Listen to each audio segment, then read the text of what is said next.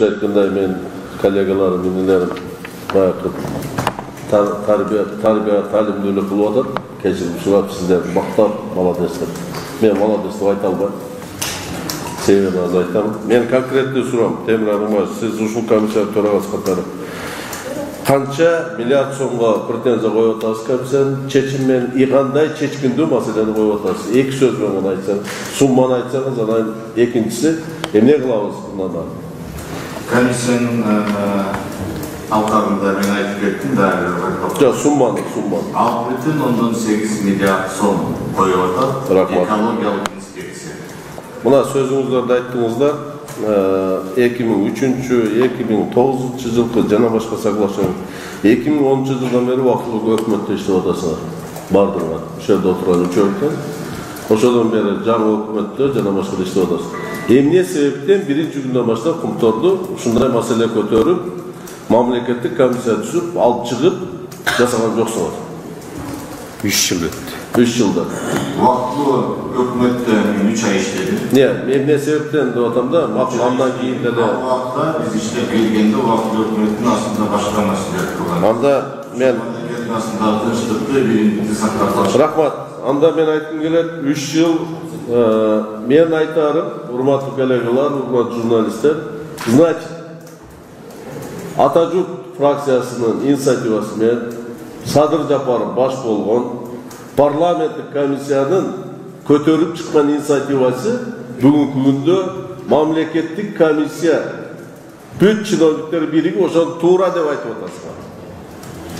Туура деп Ташиевдин, Жапаровдун ак үйгө аттап кирип, депутаттарга кирип айтайлы, муну денонсация кылайлы дегени, значит туура экен. Эмне түрмөдө кармап отурасың? Туура болуп чыгып атпайбы? Мынанын бардыгын уккандан кийин бүгүн мамлекеттик комиссиянын жыйынтыгы бирөө гана болуш керек. Денонсация соглашения. Кетсе кетебиз, эмнеси бар экен? Кумтор кетип калса эле иштете албай калабыз. Туура айтат. Мен сиздердин ичиңиздерде мына Артыкбай Осмондун ушунчалык туура айтканына мен ыраазычылык билдирем. Туура айтканына. Бирок буга чейин жасабаганына мен эч качан ыраазычылык билдире албайм. Кумтордун жетекчиси болуп иштеп турду. Өкмөттүн мүчөсү болуп иштеп турду. Кыргыз алтын тоюз. Мен айтарым, а вы не боитесь, что завтра, эртең, жок, бүрсү күнү, жазда болобу, күздө болобу, эки министр Шсариев, Шыкмаматов денонсация кылбады деп туруп, кылмыш иши козголсун деп сиздерге айтат. Эмне себептен бүгүн айтып атасыңар? Мурунку бийликтегилер жоопко тартылсын, жана башка болсун деп. Бүгүн силерде Атамбаев менен Сариев айтканды кыласыңар. Алар да Бакиев менен Акаев айтканды кылышкан. Мен айтарым, урматтуу коллегалар, бүгүнкү күндө ошол Садыр Жапаров түзгөн комиссиянын түрткүчү болуп, ошону чычалап парламентте көпчүлүк жактырбай, карабай, чычалаган негизинде мамлекеттик комиссия түзүлүп, мамлекеттик комиссия бүгүн ошону туура деп алып чыгып атат. Значит, бул комиссия жакшы иштеп турду. Кандай түрмөдө калмай отурабыз? Алып чыгыш керек, орден бериш керек анда. Садыр Жапаровдун возглавить эткен комиссиянын бүт мүчөлөрүнө орден бериш керек. Себеби туура көтөрүп чыгыптыр, туура материалдар түзүптүр. Мына үчөөңүздөр ошону подтвердить этип атасыздар. Мына мен дагы анализ кылып чыктым, урматтуу депутаттар, сиздерге дагы мындай маалымат катары. Мен орусча айтам, бул жерде журналисттер отурат. Компания Камека пришла в Кыргызстан с помощью афериста Бринштейна. Все знают. Без тендера, без опыта работы золотодобывающей отрасли. Биринчи. Экинчи. На строительство у рудника было потрачено $450 миллионов. А проектной стоимостью был $254 миллиона. На $196 миллионов было завышено.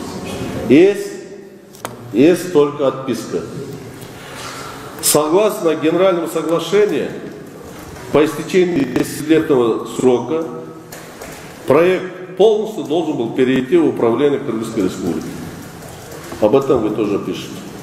В 2002 году ни в одном документе не указывается упущенные выгоды кыргызской стороны от установленных налоговых, таможенных и иных льгот для канадской стороны. В 2002 году Камека была учреждена, Камека Сентера. При подписании соглашения в 2003 году 33% акций Сентера было раскуплено. Кыргызалтыну 33 акции Сентера должны были приносить другие экономические выгоды Кыргызалтыну.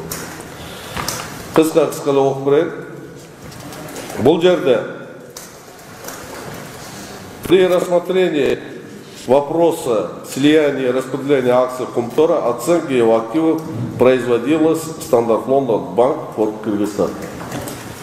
Ошибкой при оценке активов Комтора и Центера явилось то, что оценка активов РЕН, месторождения, Борра, Гацурта не производилась независимым экспертом. Заключение представлялось компания Камека, и сегодняшние сведения подтверждают, что активы других учредителей были намного завышены. При определении доли кыргызской стороны Центера не были учтены активы и подтвержденные запасы золота в размере 716 тонн. Занижение было на 2,5 раза. И активов кыргызской стороны, они из канадской вычли 196 миллионов, которая была завышена проектной стоимостью. Что мы сегодня теряем? Вот наши говорят о том, что всего лишь на 6 миллиардов мы насчитали. Мы можем сегодня выиграть у Камека минимум 1 миллиард долларов, максимум 3,5 миллиарда долларов. Без никаких проблем. Канадское законодательство, когда анын компаниялары башка жерде коррупциямен замешан болса, взятничествомен замешан болса, там очень строгие меры принимаются. Вы знаете, да? К этому подтверждение, будучи замминистрами, мен канадское правительство мен өзім инициативамен барып 1 миллион 200 000 доллар подоходный ұтып келген. Министерство мен отыру эле. Доказали, они вынудили Комтор оплатить. И они оплатили. Бүгін канадский правительство бир дагы обращение түшкөн эмес. Эмне кылыш керек? Экономический ущерб, завышение расхода. Мы можем выиграть более 500 миллионов долларов. Тенденциозно заниженная оценка активов и запасов золота Комтора, коррупция, отмывание денег до 300 миллионов долларов. Неуплаченные дивиденды из-за неправильного распределения акций до 400 миллионов долларов. Ущерб интересам Кыргызской республики и его имиджу, введение заблуждения, обман более чем 250 миллионов долларов. Экологический ущерб не 6 миллиардов, надо посчитать более 500 миллионов долларов. Невыполнение Генерального соглашения, налоговые, таможенные, иные льготы, предоставленные кыргызской стороной и другие составляющие, должно быть более чем на 500 миллионов долларов. Итого здесь мы можем без суда, без ничего сесть, вести переговоры, ага мақұл болса канадская сторона официалды түрде қайрылып, мау берген взяткалардың, коррупциялардың барын выявить етіп берсек, Комтор, Центера сегодня, не Комтор, с удовольствием согласится выплатить от 1 до 3 миллиардов долларов. Мы этого можем добиться. Ошол үчүн мен сессиядағы қалғандарын өзім ойым айтам. Мен ойлаймын, Мыктар Юсупович, біз ачык айкын жазышыбыз керек. Фракцияның чечими денонсация соглашения. Ошого барышыбыз керек. Биринчиден, экинчи фракцияга чечимине еще раз подтверждать этип жазышыбыз керек. Биздин депутаттардын Комтор маселеси боюнча көтөрүп чыккан Садыр Жапаровдун ошого ичи күйүп чечилбеген ичи күйүп Ташиевдин эл менен депутаттарга барып ар бирине кирип айтабыз дегени.